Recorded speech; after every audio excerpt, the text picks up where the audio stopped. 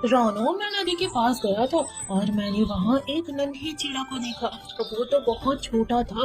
लग रहा है उसकी माँ ने उसे छोड़ दिया नदी में अकेले। क्या तोता तुम कहो? एक नन्हा सा चिड़ा नदी पर अकेले, कहीं कोई जानवर उसे खा न ले? क्या आपने उसे अकेले देखा? उसकी मम्मा आसपास नहीं थी? हाँ रानो, अकेले ही था वो नन्हा बच्चा। एक घोंसले में था, उसके साथ कुछ पैसे भी थे, मगर आसपास एक चिड़ा न था। मैं तो जैसे ही देखा वैसे ही तुरंत तुम्हारे पास आ गया तुम्हें बताने के लिए। चलो साथ चलते हैं। हाँ हाँ, जल्दी चलो, कहीं उस नन्हे बच्चे को कोई जानवर कुछ कर ना दे। फिर रानो चिड़िया और तोता दोनों जल्दी जल्दी वहाँ जाने लगते हैं। वहाँ जाकर वो देखते हैं कि वहाँ गौरी कौवी पहले से मौजूद थी। रानो वहाँ गौरी को देखती है और उस नन्हे बच्चे को देखती है। वो बच्चा बहुत प्यारा था, बहुत छोटा था। ये तो कितना प्यारा है। भला इसके माँ बाप ने ऐसा क्यों किया? ये अकेले यहाँ कैसे आया? ये इस जंगल का नहीं लगता। मुझे लग रहा है दूसरे जंगल की नदी से ये तैरता हुआ इस घोंसले की मदद से यहाँ आ गया है। पता नहीं रौनक, जब मैं यहाँ आई थी तो मैंने सबसे पहले इस बच्चे को देखा। और हाँ, इस बच्चे के साथ कुछ पैसे भी हैं। लग रहा है इसके माता पिता ने बच्चे को पैसे के साथ इस जंगल में भेज दिया। मुझे पता है हमारे जंगल में तो ऐसा कोई नहीं जो अपने बच्चे को ऐसे छोड़ दे। जरूर दूसरे जंगल से बहकर ही आया है और इसके माँ बाप बहुत कंजूस होंगे, खुद को पाल नहीं सके और पैसों के साथ इधर भेज दिया। नहीं नहीं गौरी, तुम कहाँ पहले आई थी? मैंने तो यहाँ मैं आया था और मैंने सबसे पहले इस बच्चे को देखा और इन पैसों को भी। उसके बाद मैं तुरंत रानो के पास गया। मुझे अकेले कुछ समझ नहीं आ रहा था, इसलिए रानो की मदद लेने मैं वहाँ गया था। मेरे जाने के बाद लगता है तुम आई हो। अरे तोते, तुमने देखा वो पहले या गौरी ने? ये सब बातें बाद में करना, पहले ये इतना प्यारा बच्चा है किसका? मुझे तो नहीं लगता कि एक माँ ने अपने बच्चे को अपने आप से जानबूझकर अलग किया होगा। जरूर इसकी माँ की कोई मजबूरी रही होगी।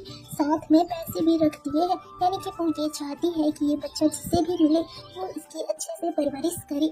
मुझे तो माँ की परेशानी नजर आती है और इस बच्चे की चाहत जो जीना चाहता है। मगर ये बच्चा है किसका? और हाँ, बच्चे के साथ ये पैसे कौन लेगा? बच्चा किसका है ये तो पता नहीं, मगर मैं ये कहना चाहता हूँ कि रानो, तुम इस बच्चे का अच्छे से देखभाल कर सकती हो। पूरे जंगल को पता है कि तुम कितनी अच्छी माँ थी। तुमने अपने बेटे को खो दिया, उसके बाद तुम अकेली पड़ गई। इसलिए मैं चाहता हूँ कि इस बच्चे को तुम अपने साथ रख लो और मुझे पता है तुम माँ से भी बढ़कर इसका देखभाल करोगी। और हाँ, ये पैसे भी तुम ही रख लेना, ये जरूर बच्चे के लिए ही होगा। हाँ तोते, तुम बिल्कुल ठीक कह रहे। इस बच्ची को मैं अपने पास रखूंगी और इसका बहुत अच्छे से देखभाल करूंगी। और ये सुनने के बाद गौरी सोच में पड़ जाती है। गौरी सोचती है कि ये बच्चा जो लेगा सारे पैसे भी उसी के हाथ लगेंगे, इसलिए इस बच्चे को वो हथियाना चाहती है। फिर गौरी कहती है, अरे अरे, रानो कहाँ से बीच में आ गई? इस बच्चे के पास पहले मैं आई हूँ और इसलिए इस बच्चे को मैं लूंगी और साथ में वो जो पैसे हैं उसे भी मैं ही लूंगी। रानो और तोता ये बातें सुनकर काफी हैरान हो जाते हैं। जहाँ गौरी खुद अपने बच्चे को संभाल नहीं पाती और इस बच्चे को लेने की बात करती है, तभी तोते को सब समझ में आ जाता है कि गौरी तो ये पैसों के लालच में आकर कर रही है। तभी तोता धीरे से रानो को कहता है, रानो सुनो, गौरी बस पैसे के चक्कर में ऐसा कर रही है। पता नहीं इस प्यारे बच्चे का देखभाल वो कैसे करेगी। मुझे तो कुछ समझ नहीं आ रहा। गौरी के हाथों ये बच्चा देना बहुत गलत होगा। एक काम करते हैं, पैसे गौरी को दे देते हैं, उसके बाद पक्का वो साथ हो जाएगी और बच्चे को तुम ले लेना। रानो तोते की बात समझ जाती है। रानो फिर गौरी से कहती है, गौरी बहन ऐसा ना कहिए, इस बच्चे को मुझे लेने दी। आपके पास तो आपका बेटा जग्गू है ही। मैं चाहती हूँ कि इस बच्चे का पालन पोषण ना करो। और हाँ, अगर आपको पैसे चाहिए तो आप पैसे रख ले। मैं अपने पैसों से ही इस बच्चे का ध्यान रखूंगी और बहुत अच्छी जिंदगी मैं उसे दूंगी। गौरी तो चाहती ही यही थी। गौरी के मन की बात हो चुकी थी, मगर फिर भी गौरी ने कहा, देखो रानो, इस बच्चे को तो मुझे अपने से दूर करने का मन ही नहीं कर रहा, क्योंकि इसे मैंने पहले यहाँ देखा। मगर तुम इतना जिद कर रही हो तो ठीक है, इस बच्चे को तुम ही रख लो और पैसे मैं रख लेती हूँ। चलो ठीक है ना? दोनों में सुलह हो जाता है। गौरी पैसे लेकर वहाँ से चली जाती है और रानो उस बच्चे को अपने साथ लेकर, ऐसे ही कुछ दिन बीतने लगे और रानो उस बच्चे का बहुत ध्यान रखती। रानो ने उस बच्चे का नाम कुकू रखा था। कुकू का ध्यान रानो अपनी जान से भी ज्यादा रखती। उसे घुमाने लेकर जाती, तरह तरह के फल खाने को देती और अपने साथ लेकर ही सोया करती थी। कुकू को बहुत प्यार दिया रानो ने। ऐसे ही दिन बीतते गए। फिर अब कुक्कू बड़ा हो गया और एक दिन कुक्कू जग्गू के साथ खेल रहा था। फिर दोनों में बातें शुरू हो जाती है। जग्गू तो बड़ा ही शैतान था। कुक्कू, चलो आज हम उस पहाड़ी वाले जंगल जाते हैं। वहाँ मीठे मीठे चावल की खेती हुई है और वो चावल खाने में बड़ा ही स्वादिष्ट लगता है। मैं क्या सोच रहा हूँ, हम दोनों साथ ही चलते हैं और उस चावल का आनंद लेंगे। नहीं जग्गू, माँ ने मुझे मना किया है। माँ ने कहा है कि कहीं भी जाना कुक्कू, मगर मेरे से पूछ कर जाना, इसलिए मैं माँ से बिना पूछे नहीं जा सकता। अरे कुक्कू, क्या तुम भी हर पल बस माँ माँ का रट लगाए रखते हो? मुझे देखो, मैं तो माँ के पीछे नहीं पड़ता। माँ जहाँ कहेगी वहाँ जो काम कहेगी वो करना जरूरी थोड़ी है।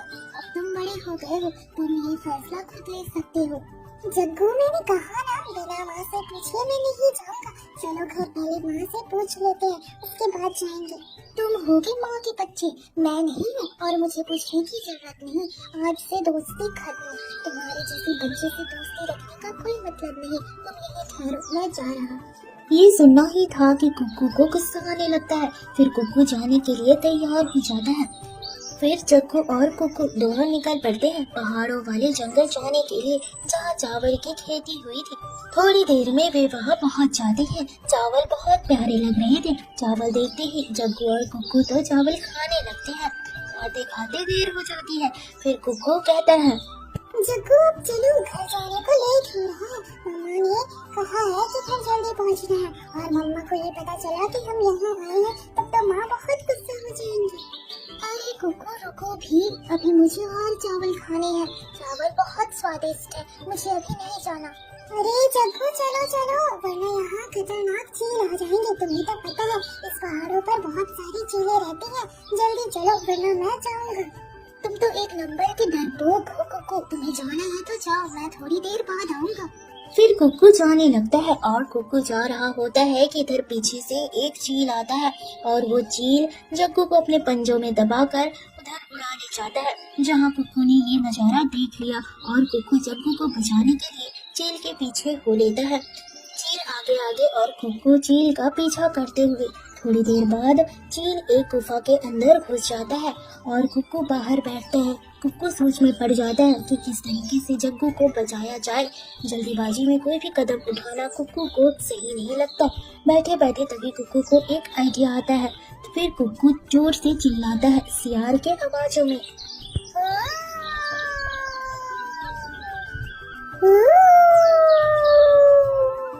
ये आवाज चील सुन लेता है और उसे डर लगने लगता है। तभी अरे अरे, ये तो सियार का आवाज है, मगर सियार यहाँ कैसे आया?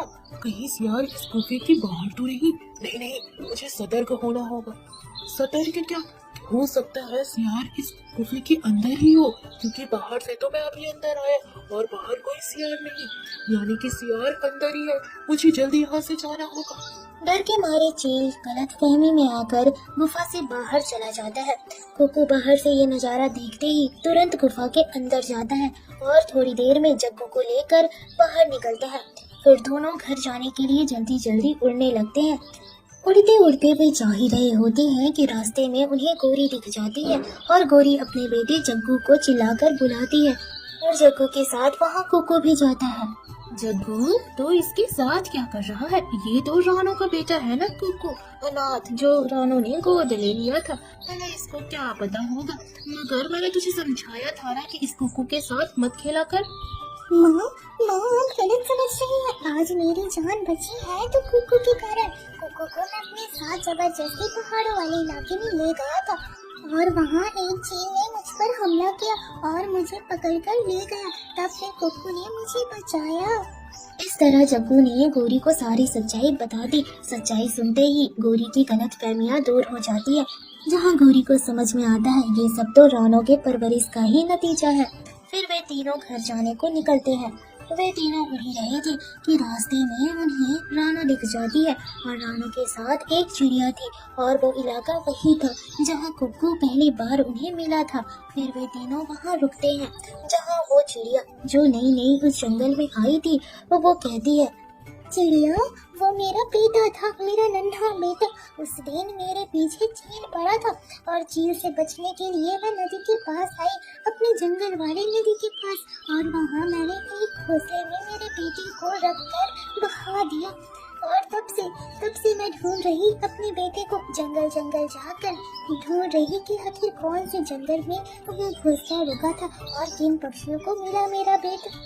आज मैं इस जंगल आई हूँ और ये आखिरी जंगल है। अगर यहाँ नहीं मिला तो पता नहीं मेरा बेटा कहाँ गया, कहीं वो डूब तो नहीं गया।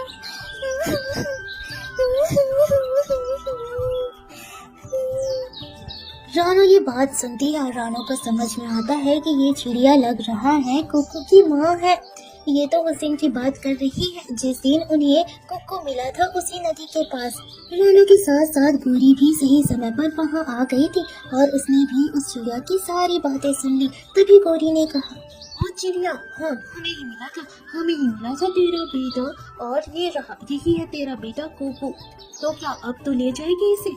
ऐसा ना होने दूंगी मैं। ये अब रानो का बेटा है, रानो ने इसे पाल पोस कर बड़ा किया है और रानो के साथ साथ ये पूरे जंगल का बेटा है और इसे हम दूर नहीं करेंगे, इसलिए तुझे मैं ले जाने नहीं दूंगी। रानो और कुक्कू को कोई अलग नहीं कर सकता। गोरी की ये बातें सुनकर तो रानो को आश्चर्य होता है, मगर गोरी को अपनी गलती का एहसास हो गया था। जहाँ गोरी भी अब कुक्कू को बहुत पसंद करने लगी थी, कोई भी नहीं चाहता था कि कुक्कू यहाँ से जाए और रानो तो बस रोए जा रही थी कहीं वो असली माँ कुक्कू को लेना चाहे। तभी कुक्कू कहते हैं, सच्चाई जो भी हो, मगर मेरी माँ तो सिर्फ रानो माँ है। माँ, आप ही मेरी माँ हो और आपको दूर छोड़कर मैं कहीं नहीं जाने वाला, किसी के साथ भी नहीं। मेरी असलियत यही है कि आप मेरी माँ हो बस। कुक्कू की ये बातें सुनकर रानो तो बस रोई जा रही थी। फिर वो चिड़िया कहती है, अगर मेरा बेटा यहाँ खुश है अपनी दूसरी माँ के साथ तो ठीक है, मैं दूर नहीं करूँगी मेरे बच्चे को। मैं तो बस इतना चाहती हूँ कि हर महीने मैं यहाँ आकर अपने बेटे के साथ कुछ वक्त बिताऊं, इससे ज्यादा मुझे कुछ नहीं चाहिए। मेरा बेटा जहाँ खुश है वहाँ मैं भी खुश हूँ। वो चिड़िया अपने बेटे को जिंदा देख बहुत खुश थी और रानो के साथ उसे छोड़ देती है और आगे से वो हर महीने अपने बेटे के साथ रहने कुछ दिनों के लिए आया करती थी। तो दोस्तों कैसी लगी